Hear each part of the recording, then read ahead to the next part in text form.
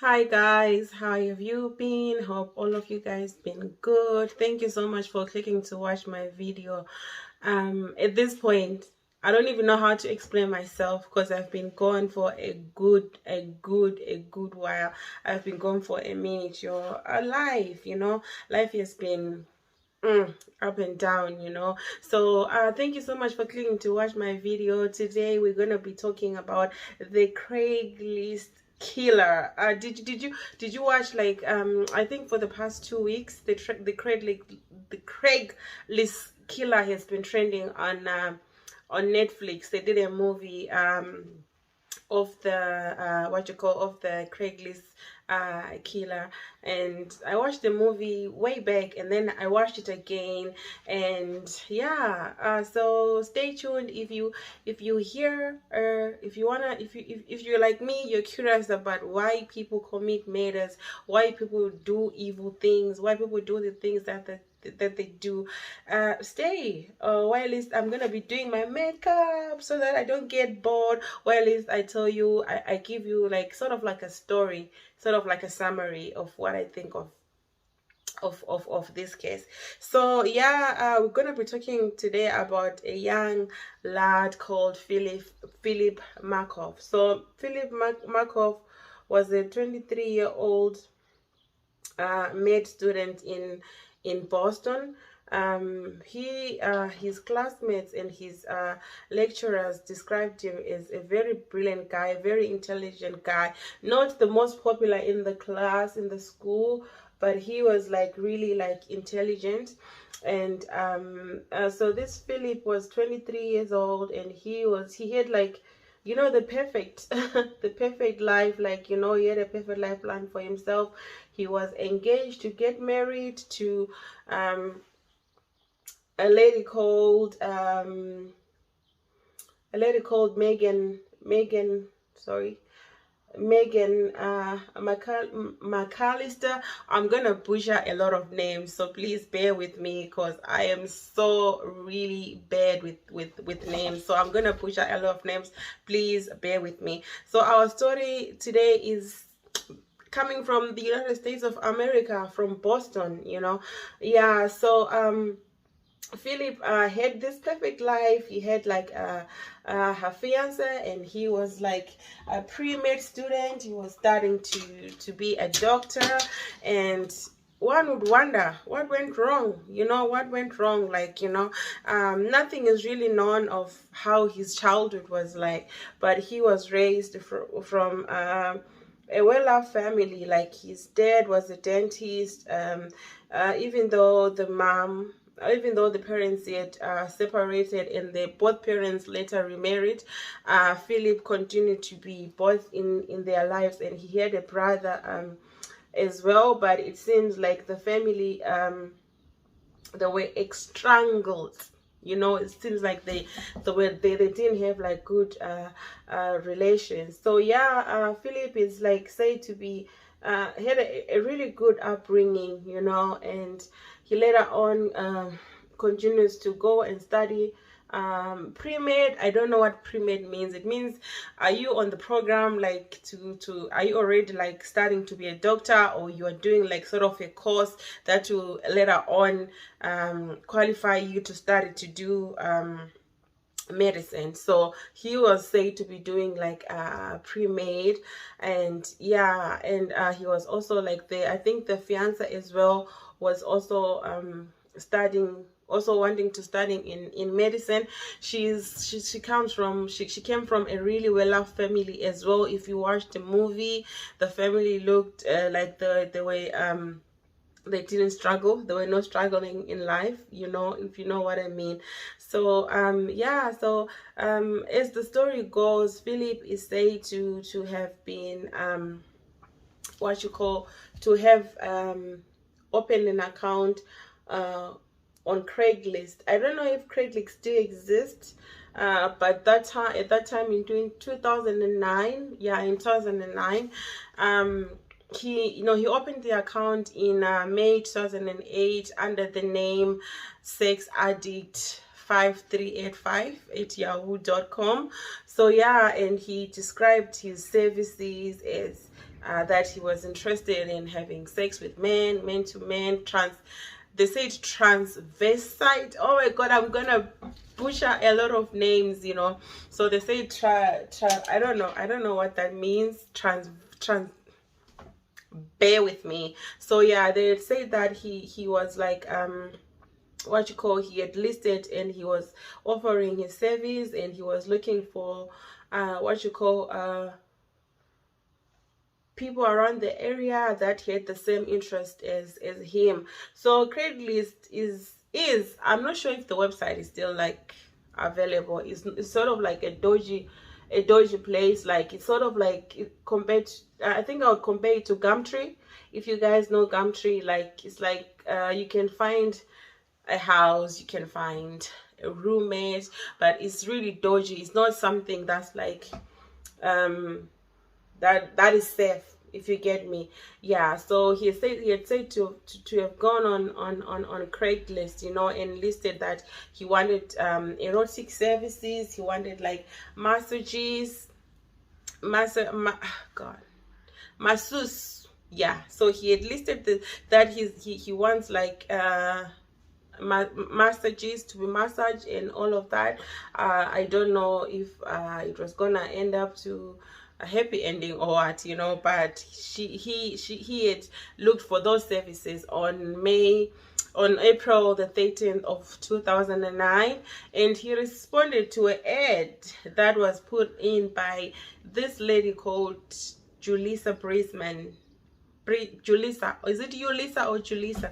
I hope I pronounce it very well. And Philip responds to this ad, you know, where she's listing her services. She's said to be from New York, and at that time she was just visiting Boston, and then she thought that, oh well, at least I'm there, I might as well make money, you know. And the masseuse service, people say that it's really what you call, it's the ladies were making money. They were making like it's really worth your time. You know, so they were said to be making $200 an hour. So I don't know what the girls be doing there. Yeah, they're said to be making $200 an hour. So she listed her services, and Philip responded to that message, you know. I don't know if it was a message or it was an email, I don't know, but it was all on Craigslist. So Philip responded to that message on the 4th, and then they agreed that they were going to meet on April the 14th of 2009, about 4 months before his wedding, before he walks down the aisle, you know. Man.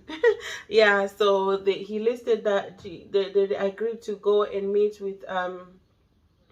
with the lady, with Julissa, like 4 months before his wedding, right? And he continues to go on and meet Julissa. Not much is known about her, really. Sorry, I have to come close. Not much is known about her, only that she was she was she was an ex addict, and she was on a road to recovery, and she was just trying to make a few bucks, make a few quick bucks. And they say that she was also studying to be a counselor, you know, like a counselor for drug related issues. So she seemed like she was on her way to getting her life back together, you know. And then she was still doing this service because, of course, the money is tempting, you know. So she was still, like, you know, trying to get her life together as a student. You all know how student life is like, you know. So she was she had listed her services since she was in Boston. She was originally from New York, and then she had listed the services that, whoever wants to get a masseuse, I'm available, I'm game, bring your money, you know. And then so we really don't know the exact events of what happening, because as we speak right now, Julissa is, I don't know how to pronounce her name, Julissa or Julissa. Okay, I'm gonna say Julissa. Julissa. Okay, I'm gonna say Miss Brisman. That's the last name. So as we speak right now, Miss Brisman died on that night, on the 14th of April in 2009. Rest in peace to her. So she died of 3 gunshot wounds. So initially when she was shot, she didn't die on the spot. She later on died in the hospital where Philip also was doing his attachment, where Philip was like awaking, you know, which is really, really, really sad. Rest in peace to her. And I feel sorry for her mom. I think the mom, there's a video that I saw where the mom was saying that she had had a really rough past, and then she was on recovery, and she was just trying to change, like, you know, in other ways in the world. She was just trying to be a better person, and she was just trying to go back to college and get her life together. So it's unfortunate that she met with that in her life. You know, rest in peace to her, you know. So yeah, as after the murder, you could think like what was going on in Philip. You would think a normal person would be freaked out. They would chill, you know, and not do anything. But no. He goes on to commit more robberies.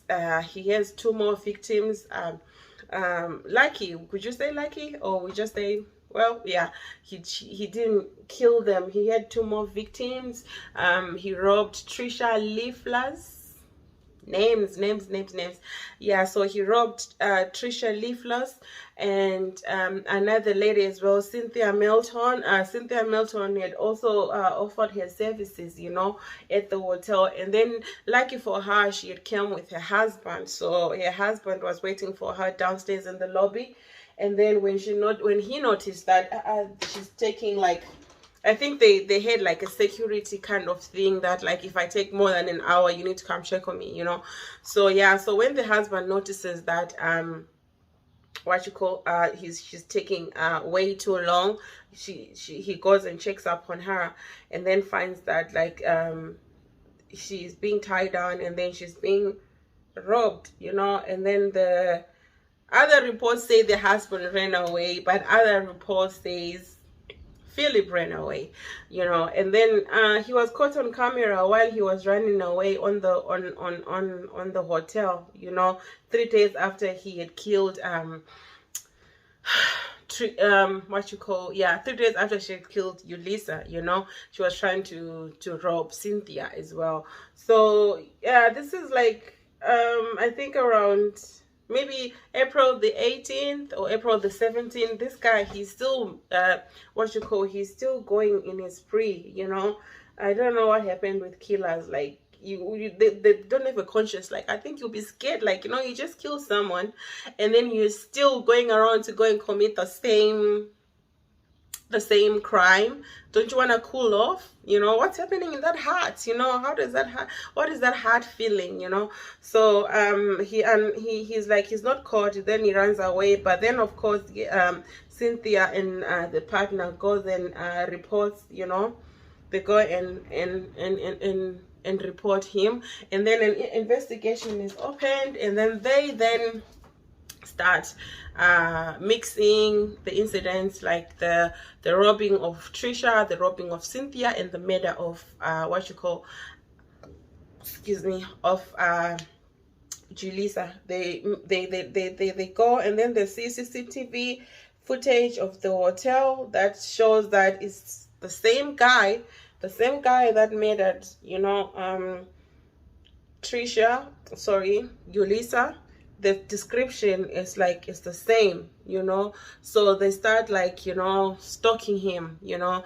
He you know, like, he was book smart, you know, like book smart is in like intelligent in school. Most people, they'll be book smart but not be street smart, you know. So this guy was clever, like, when it comes to books, you know, but he wasn't clever as far as hiding his IP address. He was sending all these emails from his IP address. Like, an IP address is something that, like, let's say me, if I'm sending an email from where I live, my IP address is connected to my residential address. People, I think people know that by now. So people, they can trace you. If you do something, you can be tracked through your IP address, like what you call police people investigations. People, they get investigated through their IP address, like especially like cyber crimes and all of that. They track where the IP address is coming from, you know. So that's how they tracked him. Like all those emails that he was sending to Yulisa, Trisha, and Cynthia, they're all pinning to one place, which was the resident of Philip Markov.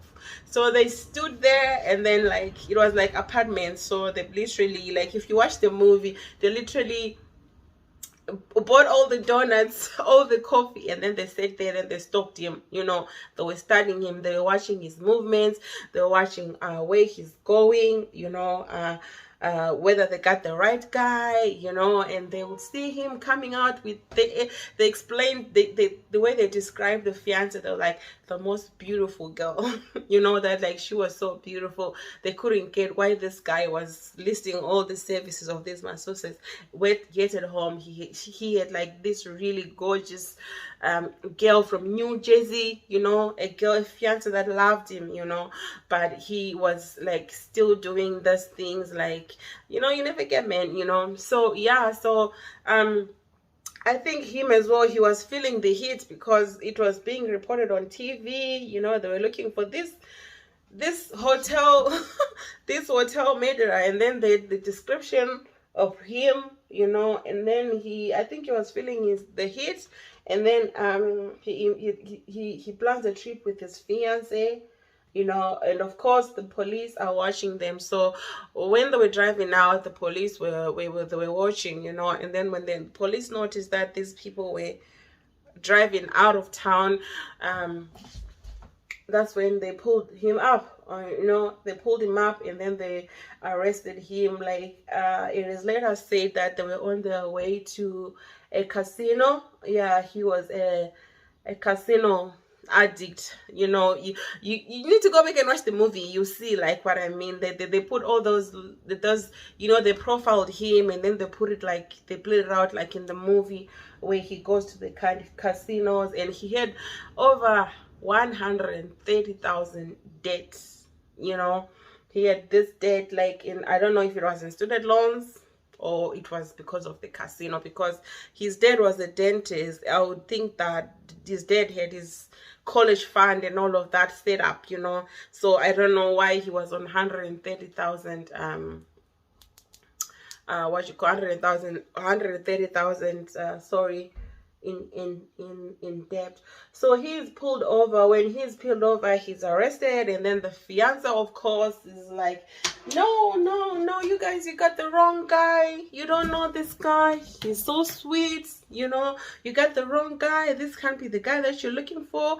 This is my fiance. We're gonna get married. Like, he wouldn't hurt a fly, you know. Like sorry, the girl was defending her, you know, because this guy was two-faced. Like at home, he showed a certain kind of Philip, and then when he was outside, he had like, do you know those two-faced people? Yeah, so he had like a whole kind of like different vibe, you know. So she continues like to defend the fiance, you know, and say, oh, I'm gonna get you my condo, okay, we're gonna wing it. And then he's like, oh, I'm gonna help you, like go out, you know. I'm gonna get you out and all of that, you know. And when they arrested him, I think they get a search warrant, and then they get the permission to go and search his house, you know. And then in his place of residency, they found women's panties. You know how people that do these crimes, they keep this kind of evidence as a souvenir, you know, as a trophy that I did this, like, you know. So they found like ladies panties, they found ladies underwears, they find bullets, You know, they found cash that, of course, that he robbed from all these women. I'm sure he robbed more women, but you know, people wouldn't come forward to say, yeah, he robbed me, because of the services they were offered, because there would just be prostitution at that moment, you know. So I know that he robbed so many people, but people didn't come out to say that he did this to me, he did this, for the fear of being judged, you know. So yeah, and they found a hard drive which had messages between him and the victim, the lady that he killed, Yulisa Brisman. Yeah. And I was watching an interview, you know, when they arrested him, and I was watching an interview, you know, when they arrested him, and he was like saying he wants a lawyer, you know. That's what and then he was like, they were like, do you want a lawyer? Do you have a lawyer? He's like, no, I wouldn't know how to even get one, you know. And they continued to ask him questions, and he continued to answer, because I thought, maybe I watched too much movies. I thought that, like, you know, when they arrest you, they tell you you have a right to remain silent, and then when nothing will be held against you and all of that. But he was talking, you know. But I feel as well that, you know, like when you have so much bottled up and finally you want to talk, so he was talking a lot. Like, I just feel like he wanted the things to be out, you know. And then he what you call, he agreed, like, what you call that, you know, when you admit your guilt. Yeah, what do they say? What, he pleaded guilty. Yeah, he pleaded guilty to the crime. Don't watch how I'm doing my makeup, okay? I'm using any brush what I'm doing, because my makeup is all over the place. I went to one place and I left a lot of my makeup, you know, so I'm just using what I have in my house. So he pleaded guilty, and he was facing the murder of what you call, of Yulisa, you know. And then when he was arrested, I think it was April the 20th, and by May the fiance had what you call, she had stopped the engagement. She had broken up with him, and they had a countdown, like a website, you know. Back in the days when people were getting married, they would have a website. They'll go and post pictures of themselves, you know, like these cute pictures, and then they'll tell you how they met and all of that, you know. And then they'll start a countdown to their wedding. So they are those kind of like websites, you know, where you go there, and then if you want to donate something, you go and then you donate, you know. So yeah, they had those kind of what you call, of website. And then she went and then she took it down, you know. She was like, no, I'm not doing this with you. It's over. It's over. It's over, you know. And unfortunately, on August 2010, Philip committed suicide. Yeah, Philip committed suicide. I think with his knowledge of you know, like anatomy, because he was a medical student. He used what you call, he used he slashed his major arteries, like on his what you call, sorry, on his ankles. What's going on? Yeah, on his ankles and on his legs, you know, so that he can bleed, you know. And then he covered, and then he took toilet tissues and he gouged them on his throat, so like the blocking any breathing. And then he covered his whole face with a plastic bag. That's how he went down. That's really sad, you know. Two people lost their lives, you know. And my heart goes on to Yulisa's family. My heart goes on even to Philip Markov's family, you know, because they also lost a son, you know. And yeah, we never got the answers. The teachers what you call the I need to see this. Why is my makeup going so bad? So the police, Boston Police Department never got their answers. You know, this he never went to trial. He was not tried, you know. So police always see it as defeat, you know, when someone commits suicide and he doesn't go to prison and all of that. Like, even for the family, you know, like the family of the victims, I feel like they needed answers. They needed to know, even, you know, how their child died, you know. They needed to know stuff like that, like, you know. So it goes on. As my blush is not blushing. so they get closure, you know, if you get me. Yeah. And that's the story of Philip Markov, who was a top medical student. He had everything, you know.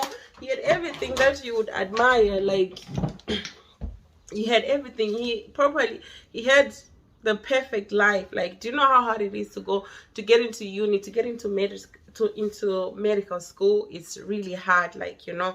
And he had all that in his tip. And he had a loving fiance. If you watch the movie, the girl was really into him, because he had got a place for school somewhere else, but she didn't take it because she wanted to be near Philip.